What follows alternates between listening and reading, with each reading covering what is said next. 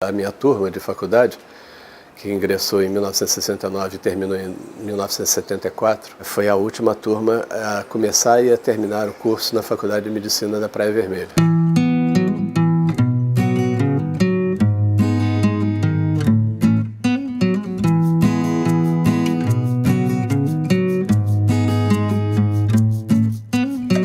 Desde criança, praticamente tinha vontade de ser médico. Desde 5 anos, eu acho que eu convivi com médicos muito importantes lá na família. Naquela época, os médicos iam muito em casa. Não era muito comum você ir a consultórios médicos. A ideia assim de que era uma pessoa que podia resolver um problema de saúde naquela casa, que as pessoas de alguma forma davam uma confiança nele, me motivou. De maneira que eu posso dizer que desde os 5 anos eu sempre desejei ser médico. Não tive outro desejo de outra profissão, nada disso. Era sempre a medicina que me motivava. A pneumologia veio por eu ter tido asma na criança. O fato de problema respiratório ser para mim uma dificuldade, me interessei pela pneumologia, porque eu pratico a pneumologia pediátrica, né? Então é uma área dentro da pediatria e dentro da pneumologia uma área específica. É uma área da medicina nova, né? Muito recente. Como se costuma dizer, a criança não é um adulto em miniatura. Tem peculiaridade do organismo da criança. As doenças respiratórias na infância, elas evoluem de uma forma diferente do adulto, causam uma grande mortalidade. A cada 4 segundos morre uma criança com pneumonia. Causam também um sofrimento muito grande, porque a asma é uma doença que, embora não tenha grande mortalidade, mas tem uma grande morbidade, como se diz. Outras crianças no mundo são afetadas por essa doença. Há uma necessidade de que a pessoa estude essas doenças na infância, porque uma pneumonia, por exemplo, que acomete um adulto de 30, 40 anos, essa mesma pneumonia pelo mesmo agente, ela pode ser muito diferente num bebê de 10 meses. A tuberculose na infância ainda hoje no mundo inteiro é um desafio. E no Brasil, especialmente no Rio de Janeiro, o número de casos de tuberculose ainda é grande e o diagnóstico da tuberculose na infância é difícil, de forma que precisa também haver uma capacitação profissional. Isso nós estamos fazendo já há bastante tempo com a Secretaria de Estado, Secretaria Municipal, capacitando pediatras para identificar casos de tuberculose na infância e fazer o tratamento adequado.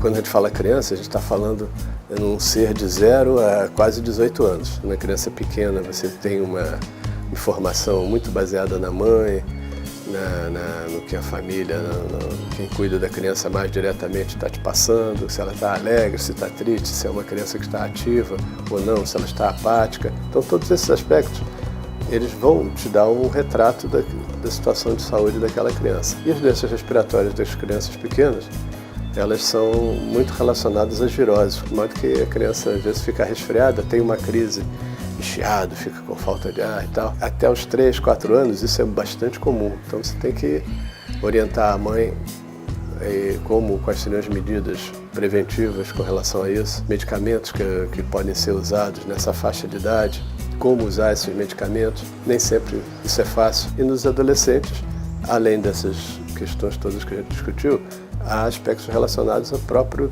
comportamento do adolescente, que recusa certos medicamentos porque ele considera que aquilo é enjoado para ele, que não quer fazer, esquece, vai para a escola, não usa remédio. E essas doenças crônicas necessitam um pouco de disciplina. É bem diferente do enfrentamento da doença no adulto, né? Em que você já tem uma pessoa com outro grau de defesas orgânicas. Você não atende de segunda mão, você geralmente atende o próprio paciente, não atende o cuidador dele.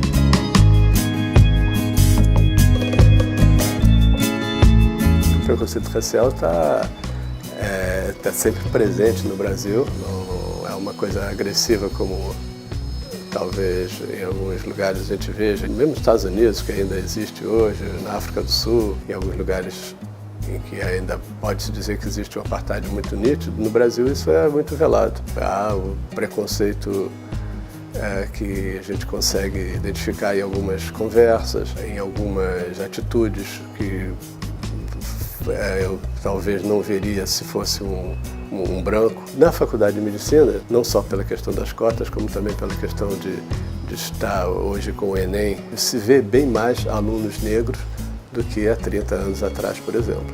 Então, eu vejo como uma tentativa de democratização, mas com muitos problemas ainda, com muitas barreiras, com questões que evidentemente estão relacionadas à escravidão no Brasil, que foi um escândalo, né? Praticamente 400 anos de escravidão, isso não acaba assim. Na faculdade de medicina eu vejo como um ingresso maior de negros, mas se a gente vir proporcionalmente ainda é minoria.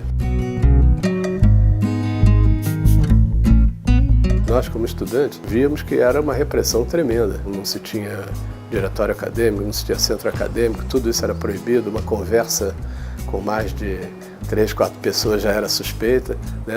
A faculdade, todo mundo vivia com medo. Tinha os chamados dedos duros, né? Que entravam na sala, você não sabia quem era aquele aluno, mas ele possivelmente era um agente da repressão. A Praia Vermelha, volta e meia, era invadida pela PM. Nós tivemos já no 5º ano da faculdade, se não me engano, uns 6 ou 7 colegas presos, torturados, e que foram assim, motivo de muita revolta entre nós, né? E, por outro lado, também de muita união. Então, foi um período muito ruim nesse aspecto, muito duro, e que marcou todos nós.